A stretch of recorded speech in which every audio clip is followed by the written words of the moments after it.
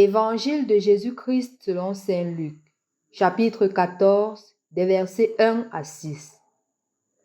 Un jour de sabbat, Jésus était entré dans la maison d'un chef des pharisiens pour y prendre son repas, et ces derniers l'observaient. Or, voici qu'il y avait devant lui un homme atteint d'hydropsie. Prenant la parole, Jésus s'adressa aux docteurs de la loi et aux pharisiens pour leur demander: Est-il permis, oui ou non, de faire une guérison le jour du sabbat? Ils gardèrent le silence. Tenant alors le malade, Jésus le guérit et le laissa aller. Puis il leur dit: Si l'un de vous a un fils ou un bœuf qui tombe dans un puits, ne va-t-il pas aussitôt l'en retirer, même le jour du sabbat?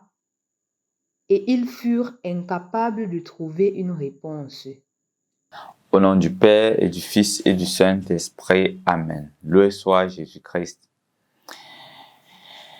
Il fut une fois, c'est une histoire qui est racontée d'une exploratrice qui arrive en Afrique.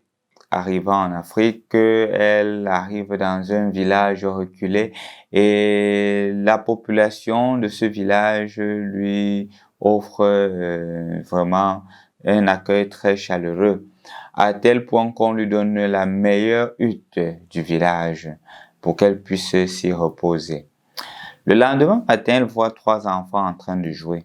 Jouant, elle retire des bonbons dans son sac. Elle se met de l'autre côté et elle dépose sur la table.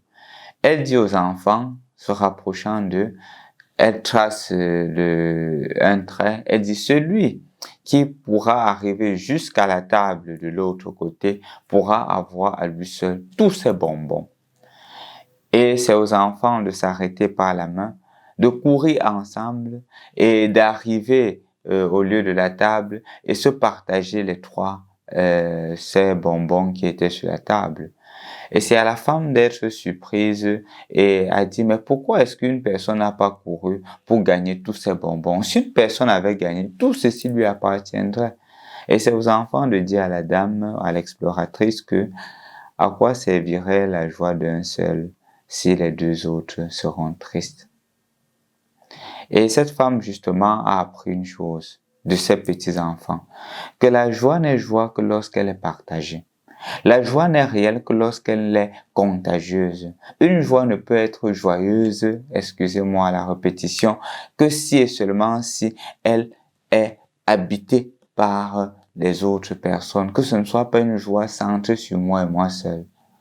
C'est ce que nous voyons d'ailleurs dans l'évangile d'aujourd'hui, quand Jésus il est invité chez un pharisien, précisons-le, malgré le fait qu'on est toujours en train de voir, qu'on soit toujours en train de voir Jésus en train de porter des critiques contre les pharisiens. Aujourd'hui, il vient chez un chef de pharisiens pour y prendre le repas.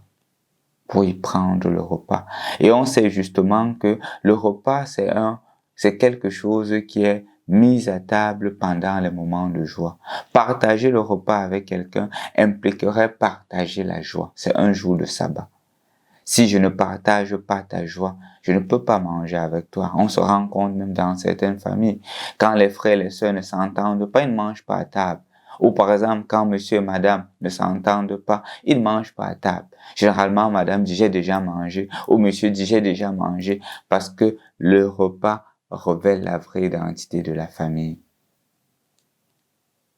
De ce fait, quand Jésus est à table, Jésus est invité pour prendre le repas, il se rend compte que la joie ne serait pas complète parce qu'il y a un malade.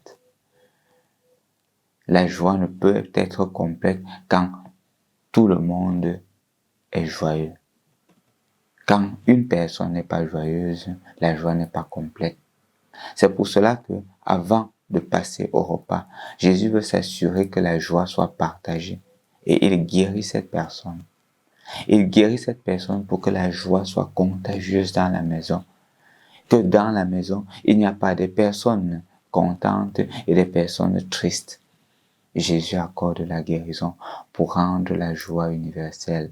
Que la joie qu'il habite soit aussi la même joie qui habite ce malade. Il voudrait que cette joie atteigne aussi cette personne malade d'hydropésie. Chers frères et sœurs dans le Christ, je crois que Jésus aujourd'hui voudrait se présenter à moi et à toi comme cette personne qui doit donner la joie aux autres. Cette personne-là qui ne doit pas être indifférente lorsque les autres souffrent. Le partage du pain implique premièrement la joie, que nous soyons des canaux de la joie. Revenons à l'histoire que j'ai racontée tout à l'heure. La dame, l'exploratrice, pensait que celui qui est meilleur, c'est celui qui gagne tout seul. Les enfants lui ont fait comprendre que la meilleure ou le meilleur, c'est celui qui est capable de partager sa joie, rendre sa joie contagieuse. Toi, aujourd'hui, pose un geste qui pourrait contaminer les autres. Peut-être tu verras des situations où tu seras appelé à te fâcher. Ne te fâche pas.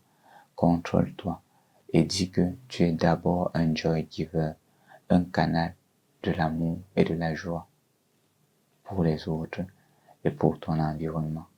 Et cela t'amènera à tuer toute tendance égoïste, comme nous l'avons vu à l'égard de certaines personnes dans l'Évangile, mais de mettre en avant la joie que Jésus te donne, que Jésus me donne, que Jésus nous donne.